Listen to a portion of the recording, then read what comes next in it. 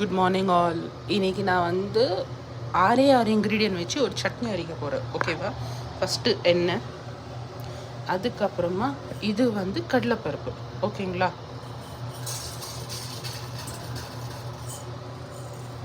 கொஞ்சமாக தான் போட்டுக்கோங்க.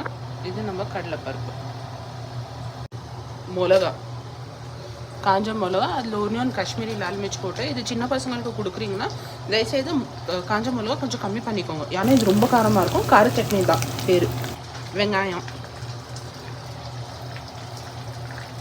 3 இன்க்ரீடியன்ட் போச்சா, ஐ மீன் ஆயில் எல்லாம் சேர்த்து 4 இன்க்ரீடியன்ட். பூண்டு இவ்வளோ தான் போட்டிருக்கு. உப்பு அவ்வளோதான். 5 இன்க்ரீடியன்ட் போட்டு செய்ய வேண்டியது ஒரே ஒரு சட்னி. ட்ரை பண்ணி பாருங்கள், நல்லாயிருக்கும், காரமாக இருக்கும். பசங்களுக்கு கொடுக்குறீங்கன்னா காஞ்ச மிளகா கம்மி பண்ணிக்கோங்க. 3 பூண்டை போட்டுட்டு நல்லா கோல்டன் ப்ரௌன் ஆகிட்டோன்னா மிக்ஸி அடிச்சிடுங்க.